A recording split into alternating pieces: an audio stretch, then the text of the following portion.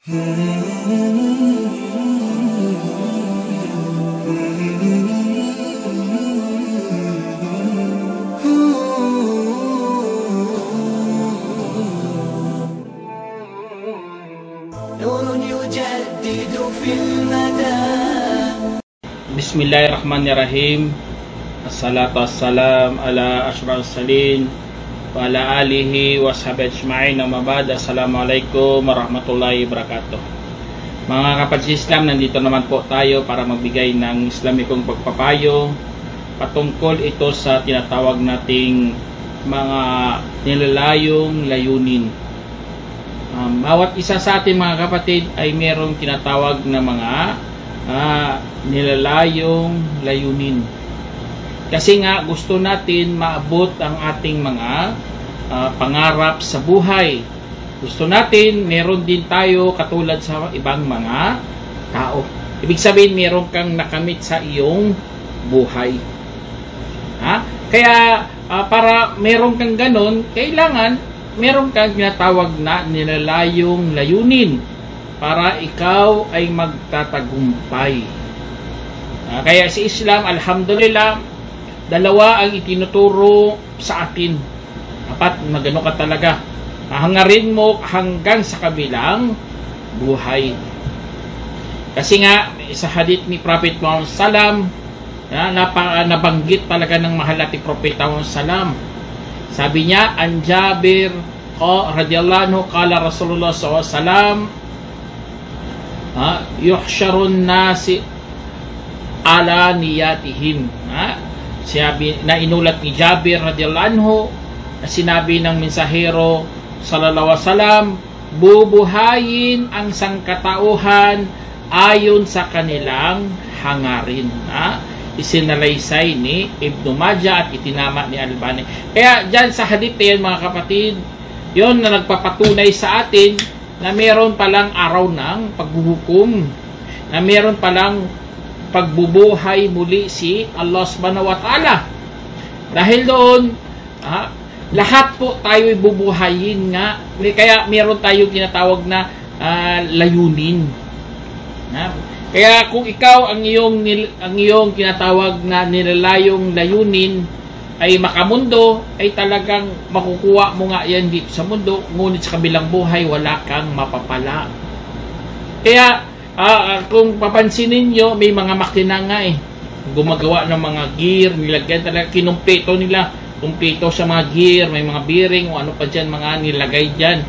Ay kung kukulangan mo yan isa, ay talagang hindi talaga gagana ang makina. O kaya merong nasira dyan, dapat mo talagang aayusin. Kasi kung hindi mo maayos, hindi yan gagana ang makina. Hindi siya tatakbo ng maganda. Kaya mga kapatid sa Islam, meron din ganun. Meron tinatawag na mga layuning nilalayon. Pagkos doon tayo umaasa kay Allah subhanahu wa ta'ala, kasi nga siya po ang nagbigay sa atin ng buhay. Siya po ang nag-utos sa atin. Kaya mga nilalayong layunin, dapat kunin natin sa tagapaglikha. Kasi ang tagapaglikha na si Allah subhanahu wa ta'ala, siya po ang higit na nakakaalam sa atin. Katulad sa sinabi ng Allah subhanahu wa ta'ala sa Quran, sabi niya, wa id akhadha rabbuka min bani adam min zuhurihim wa ashhadahum ala anfusihim alastu bi rabbikum qalu bala shahidna an taqulu yawmal qiyamah inna kunna an hada ghafilin. Sinabi ng Allah subhanahu wa ta'ala sa banal Quran, at nang kinuha ng iyong Panginoon mula sa anak ni Adam, mula sa kanilang mga likuran, ibig sabihin sa gulugod, ang kanyang mga lahi, at kanyang ipinasaksi sila sa kanilang mga sarili, hindi ba ako ang inyong Panginoon? Kanilang sinabi, opo, aming nasaksihan. Baka sasabihin ninyo sa araw ng pagkabangon, katotohanan wala kaming kamalay-malay dati rito. Kaya dyan sa sinabi ng Allah, nagkaroon talaga tayo ng idea mga kapatid. Nagkaroon tayo ng kaalaman. Bagkus ang kaalaman na ito, ito pala ang nilalayong layunin ng Allah subhanahu wa ta'ala sa kanyang mga nilikha, na siya lamang ang kikilaning Panginoon. Siya lang ang dapat nating sasambahin. Siya lang ang kilalaning Diyos na makapangyarihan sa lahat. Kaya dahil doon, yun ang dapat alamin natin, ang nilalayon ng tagapaglikha. Kaya nakipagkasundo nga si Allah subhanahu wa ta'ala, nagkaroon ng tipanan. Kasi nga na yun ang gusto ng Allah subhanahu wa ta'ala. Kaya kung alam mo ito, napakalaking biyaya po ito mga kapatid.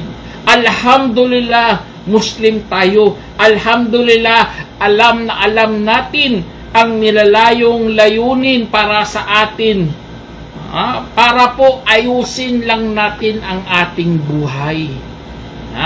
Para magiging maganda ang takbo ng ating buhay. Kasi nga ang buhay natin, hindi lang simula, bagkus meron ding katapusan, may finish line. Kung hindi mo alam yan, maliligaw ka ng landas. Baka pupunta ka sa impierno. Hindi pa naman impierno, doon ka muna sa kaligawan, sa kalituhan. O kaya sa sa masimuot na lugar. Kaya audubillah, mga kapatid.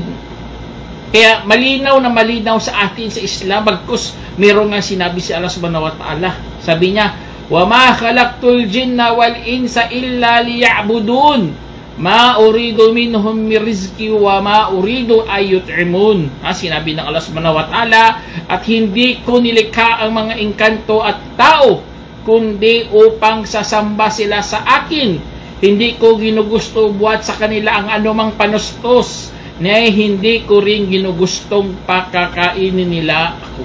Kaya dahil sa sinabi ng Allah subhanahu wa ta'ala, pasalamat tayo, nasabihan tayo, kasi nga nagkaroon tayo ng katiyakan. Nagkaroon ng tinatawag na pagsusukat. Nasusukat natin ang ating buhay. Hindi katulad ng iba.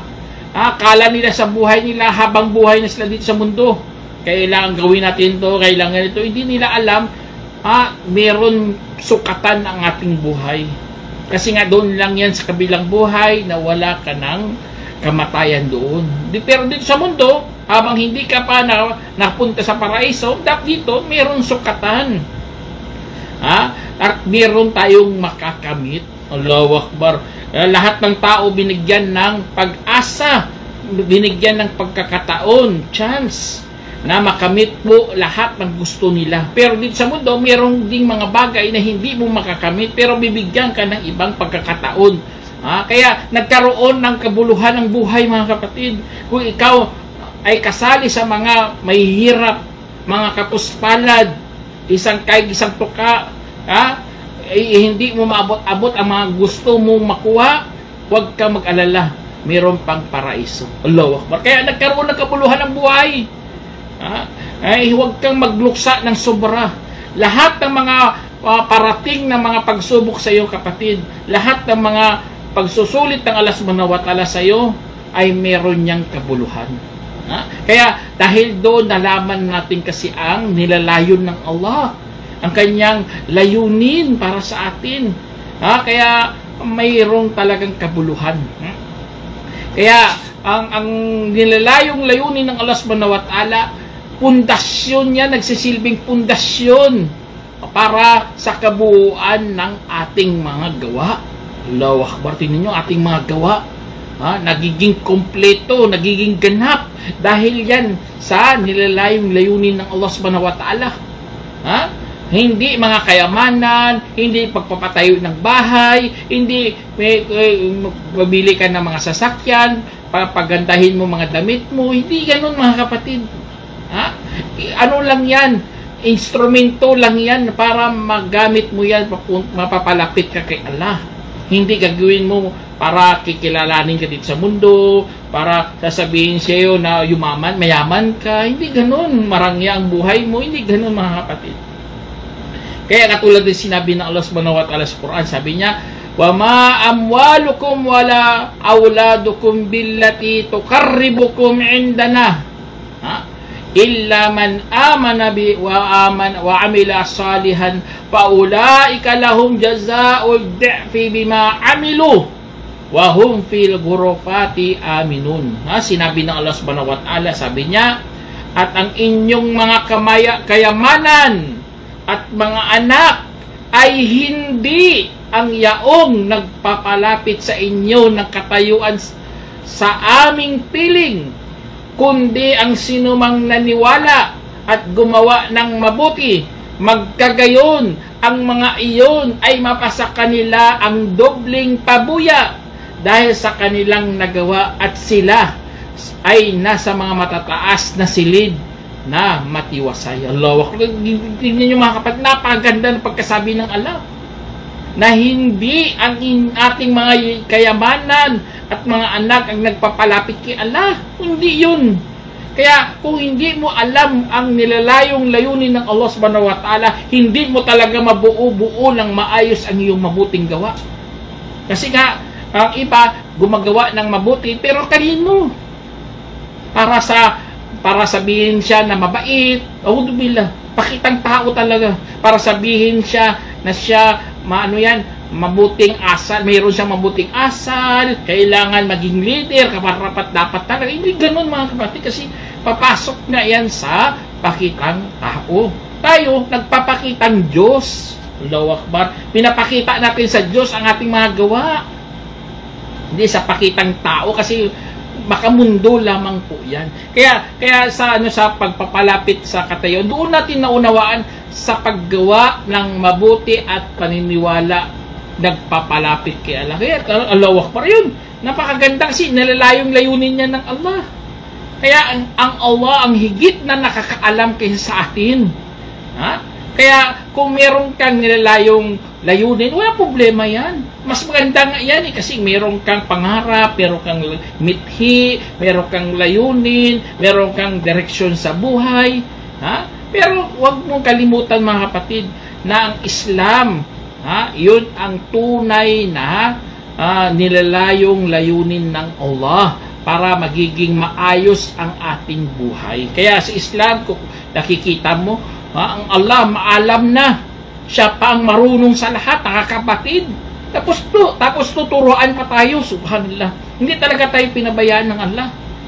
Tinuruan talaga tayo. Tingnan nyo meron nga ditong hatol sa sinabi sa Quran, sabi ng Allah, wa in khiftum shiqaqa bainihima wab'athu hakaman min ahlihi wa hakaman min ahliha yurida islahay yuwaffiqillahu bainahuma innallaha kana aliman khabira. Sinabi ng Allah subhanahu wa ta'ala, at kung kayo'y natakot sa hiwalayan ng dalawa, kung gayon ay magpadala ng isang tagahatol mula sa pamilya ng babae at isang tagahatol mula sa pamilya ng lalaki. Kung nangnanais silang dalawa ay ng kaayusan, ay gagabayan ng Allah ang kanilang pagitan. Sa katunayan, si Allah ang maalam na nakakabati. Kaya tignan nyo sa sinabi ng Allah dito mga kapatid. Napakaganda kasi nalaman natin ang gusto talaga ng Allah. Ang hinahangad niya para sa atin. Gusto niya gabayan po tayo. Gusto niya tayo maturuan tayo sa tamang landas para tatahakin natin niya patungo paraiso. Kasi nga siya po ang maalam, siya po ang nakakabatid. Allahu Akbar. Kaya yun ang isa sa mga natin, hindi tulad natin na kailangan natin magsaliksik. Tao tayo kailangan natin magsaliksik, kailangan natin aralin muna. Bawat dulo ng mga detalye dapat aralin mo, magsaliksik ka para sa iyong proyekto na gusto mong itayo, gusto mong ibuo, para maging tama ang iyong nilalayong layunin. Pero si Allah nagturo sa atin tinuruan tayo ng batas, perpekto siya, ang kanyang kaalaman ay hanggang wakas. Kaya hindi tayo ililigaw ng Allah. Kasi alam niya aliman hakima nga siya Kaya mga kapatid sa Islam, marami talagang nagkamali. sa totoo lang, maraming nagkamali sa nilalayong layunin ni Allah subhanahu wa ta'ala. Bagkus sila naghaka-haka pa kay Allah. Sinundan pa nila ang yapak ng Satanas. Bagkus sinusunod nilang kanilang sariling pagnanasa. Itong nakakatakot sa lahat. Nasusundin mo ang iyong nais. Katulad ng sinabi ng Allah subhanahu wa ta'ala sa Quran, sabi niya, وَالَّذِينَ يُنْفِقُونَ أَمْوَالَهُمْ رِئَاءَ النَّاسِ وَلَا يُؤْمِنُونَ بِاللَّهِ وَلَا بِالْيَوْمِ الْآخِرِ وَمَنْ يَكُنِ الشَّيْطَانُ لَهُ قَرِينًا فَسَاءَ قَرِينًا فَمَاذَا عَلَيْهِمْ لَوْ آمَنُوا بِاللَّهِ وَالْيَوْمِ الْآخِرِ وَأَنْفَقُوا مِمَّا رَزَقَهُمُ اللَّهُ وَكَانَ اللَّهُ بِهِمْ عَلِيمًا. Sinabi ng Allah subhanahu wa ta'ala sa Quran, ang yaong gumugugol ng kanilang mga kayamanan dahil sa pagpapakitang tao, nagpapakita sa mga tao at hindi naniniwala sa Allah at sa huling araw, at ang sinumang nagiging kasama niya ay si Satanas, kung gayon ay kasuklam-suklam na kasama. At ano naman sa kanila kung sakaling naniwala sila kay Allah at sa huling araw at gumugol sa anumang ipinagkaloob sa kanila, at si Allah ang naging maalam sa kanila. Kaya dyan sa sinabi ng Allah subhanahu wa ta'ala dito, nagtatanong siya dito at ano naman sa kanila kung sakaling naniwala sila. Tinatanong sila ng Allah subhanahu wa ta'ala. Kung naniwala sana sila, talagang bibigyan pa sila ng biyaya ng Allah. Pero hindi, tingnan nyo, ganun na ganun, basta ikaw nagkamali sa nilalayo ng Allah. Kasi gusto ng Allah, gabayan ka. Hindi piliin mo yung pagnanasa, kasi kung pipiliin mo ang iyong hilig, ay talagang maliligaw ka sa tamang landas. Magiging ka pa, kasama mo pa si Satanas, ikasuklam-suklam yan na kasama Kasi nga, maniling lang yan, nilulukuhin ka lang. Wala, gusto niya, pupunta ka lang kasama niya sa impernong apoy. Yun ang gusto ng Satanas. Kaya, ang Allah subhanahu wa ta'ala, tingnan nyo si Allah subhanahu wa ta'ala, ay naging maalam. Naging maalam, ibig sabihin, naging gano'n na siya maalam talaga. Ano niya na lahat-lahat.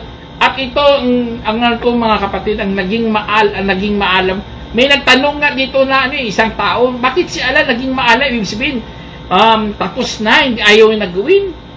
Meron nga dito kwento ni Ibn Abbas.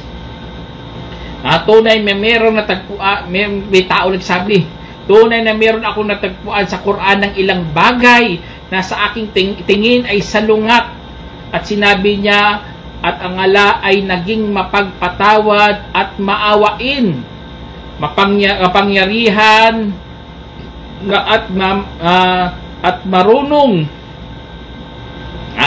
Tapos sabi niya, para siyang naging at pagkatapos ay lumipas. Itong katanungan ng tao na ito. Sa atin, siyempre si Allah subhanahu wa ta'ala, talaga to Itong nakasaad sa Quran, naging. Kaya sinagot siya ni Ibn Abbas. Sabi ni Ibn Abbas, ang kanyang tanong, saka nagsabi, at ang Allah ay naging mapagpatawad na maawain. Tinawag niya ang kanyang sarili na ganyan. At iyon ang kanyang pahayag. Ibig sabihin na siya ay palagi ang ganyan. Palagi ang ganyan. Ganyan na yan si Allah subhanahu wa ta'ala. Hindi past tense lang, tapos na kagad. Hindi ganun. Palagi ang ganyan. Sapagkat ang Allah ay walang ginusto sa anuman maliban na makukuha niya ito. Kaya't huwag isasalungat ang Quran hinggil sa iyo, sapagkat lahat na iyon ay mula kay Allah. Kaya kung palagi ang ganyan si Allah subhanahu wa ta'ala, hindi siya nagbabago, ang kanyang pangako, ang kanyang nilalayong layunin ay tama. Gusto niya sumama rin tayo sa kanyang nilalayon. Kasi nga papunta yan sa kanyang kaluguran, makapunta yan sa paraiso. Magiging mapalad kang tao ka kapag ikaw sumunod kay Allah subhanahu wa ta'ala. Kaya inihikayat po tayo ng Allah sa kanyang nilalayong layunin.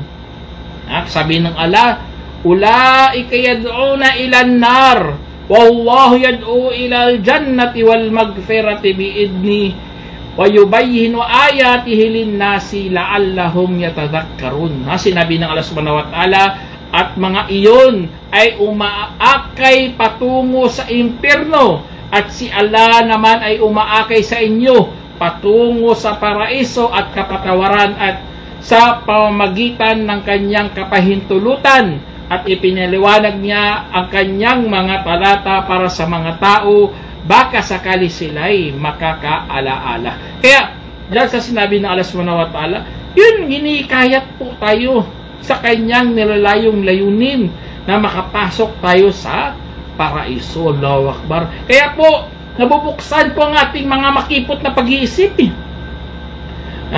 Nagiging malaya ka sa maling unawa ng buhay dahil yun sa nalaman mong nilalayong layunin ni Allah subhanahu wa ta'ala sa tao.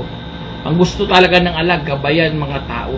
Ngunit kung pinili mo pagkaligaw at nanindigan ka na sa pagkaligaw, doon ka na ililigaw ng Allah subhanahu wa ta'ala. Hindi sa una pa lang liligaw ka ng Allah, hindi ganun. Basta nanindigan ka na sa mali, doon ka na bibigyan ng maraming kaligawan. Doon ka na ililigaw ng Allah subhanahu wa ta'ala. Kaya lagi nire-remind yan sa khutbah. May yudlilillahu fala hadiyalah. At ang sino mang iniligaw ng Allah ay wala nang makapagbigay ng patnubay sa kanya. Ito ang lagi natin kasi para pantakot yan sa atin Kasi nga ililigaw ka ng Allah kung pinili mo na yung kaligawan at nanindigan ka, doon ka na ililigaw ng Allah subhanahu wa ta'ala. Kaya dapat buksan mo talagang yung makipot na pag-iisip. Dapat maging malaya ka dyan. Kasi nga ikaw ang kawawa kung hindi mo alam ang iyong mga ginagawa. Kaya alhamdulillah, nagtukoy na ang problema dito sa mundo. Nalalaman natin ang problema pala, mga pagsubok lang yan ng Allah. Mga pagsusulit. Pinaparamdam sa iyo ng Allah subhanahu wa ta'ala anong dusa kapag ikaw ay napunta sa problema. Para palang araw, magiging mabait ka, maging alisto ka, para hindi ka pupunta sa impyerno. Kasi naramdaman mo na dito ang sakit ng buhay, naramdaman mo na ang sakit ng iyong ginawa, sising-sisi ka na. Kaya dahil doon, pinaparamdam yan ng Allah subhanahu wa ta'ala para hindi ka pupunta sa impyerno. Kasi magsisisi ka nga doon, pero wala nang pag-asa. Wala ka ng ibang pagkakataon, bagkus doon ka na lang mananatili habang buhay ka doon. Kaya audubillah mga kapatid. Kaya sa nilalayong layunin ng Allah subhanahu wa ta'ala, marami kang matutuklasan talaga. Alam natin ang ating mithiin, kinakailangang mithiin. Kinakailangan, di lang kinakailangan, gawin mo talaga. Yun ang pagsamba kay Allah. Sasamba ka kay Allah. Para maisa katuparan mo ang pangako mo kay Allah subhanahu wa ta'ala.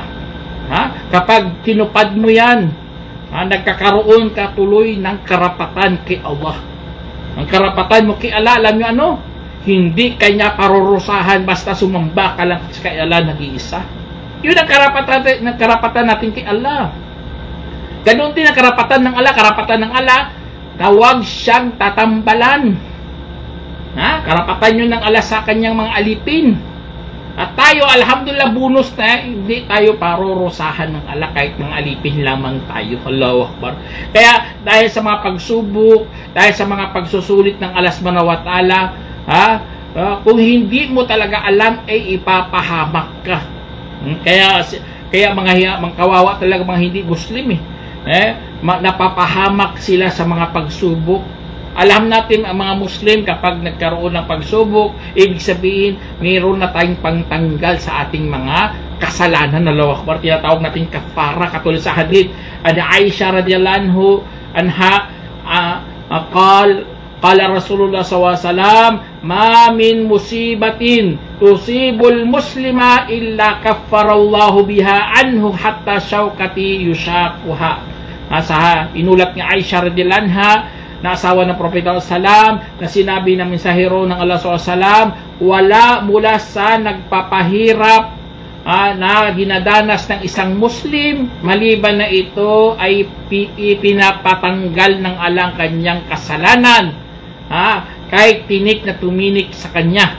Isinalaysay ni Bukhari, Allahu Akbar, kahit tinik. Kaya pinaparamdam yan sa iyo ng Allah.